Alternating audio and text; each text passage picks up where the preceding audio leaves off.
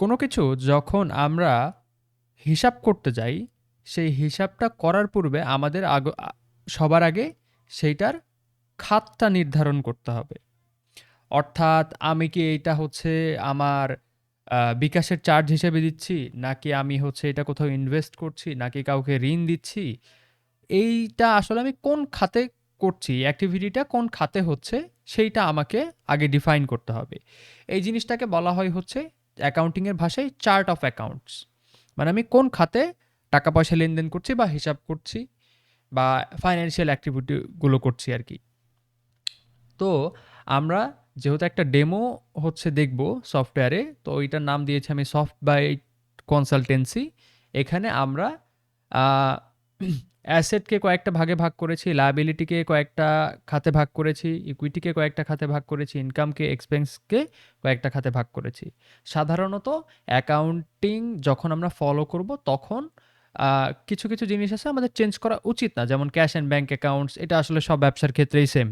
Accounts receivable, এটাও সব ব্যবসার ক্ষেত্রেই সেম। ঠিক আছে, এই ল্যাঙ্গুয়েজগুলো পরিবর্তন করা উচিত না। যদি আপনি পরিবর্তন করেন সেক্ষেত্রে আপনার ব্যবসা প্রতিষ্ঠানে যখন কোনো অ্যাকাউন্টেন্ট বা অ্যাকাউন্টিং নিয়ে পারদর্শী কোনো ব্যক্তি কাজ করবে, তার এগুলো বুঝতে সমস্যা হবে, সে বুঝতে পারবে না যে এই জিনিসটা দিয়ে আসলে কি বোঝানো হচ্ছে। তো এগুলো আমাদের পরিবর্তন করা উচিত না। এছাড়া কিছু কিছু ব্যবসার ক্ষেত্রে এক্সট্রা হচ্ছে কিছু আপনার ক্লাসিফিকেশন দরকার হয়, সেইটা সেই ব্যবসার উপরে নির্ভর করে যে ওইটা আসলে প্রয়োজন কিনা।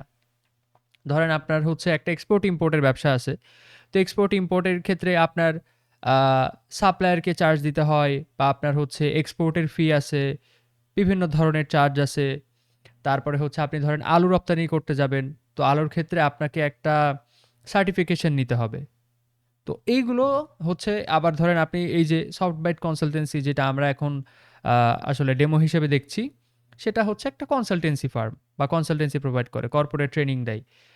তো তাদের তো হচ্ছে এক্সপোর্ট ইম্পোর্টের ওইসব হচ্ছে চার্ট অফ অ্যাকাউন্টস দরকার নেই। আমি যদি আরও সহজভাবে দুইটা ছবি আপনাদেরকে দেখাই, যেমন ধরেন ফিক্সড, এই যে এখানে এটা হচ্ছে অ্যাসেটের ক্লাসিফিকেশন।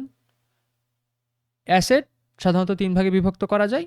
সেই ৩ ভাগের আবার প্রত্যেকটা ২টা করে ভাগ আছে। এগুলো সব আপনার নাও দরকার হইতে পারে। ঠিক আছে? ফিক্সড অ্যাসেট এবং কারেন্ট অ্যাসেট বা ট্যানজিবল, ইনট্যানজিবল এগুলোর মধ্যেও সীমাবদ্ধ রাখতে পারেন, বা এগুলোর মধ্যেও হিসাবটা করে ফেলা যায়। আরও একটা হচ্ছে আমরা ইমেজ দেখলে এটা সহজে বুঝতে পারবেন। যেমন অ্যাসেট, আমার ধরেন মার্চেন্ডাইজ ইনভেন্টরি নাই, তো আমার তো এটা দরকার নাই, আমি তাহলে এটা রাখবো না। ধরেন আমার পেটেন্ট নাই, তো আমার এটা দরকার নাই, রাখবো না। এস্টিমেটেড ওয়ারেন্টি লায়াবিলিটি, এটা আমার দরকার নাই, রাখবো না।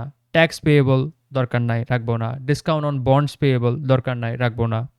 ঠিক আছে, সো আমাদেরকে আমাদের বিজনেসের উপরে নির্ভর করে চার্ট অফ অ্যাকাউন্টস সেট করতে হবে।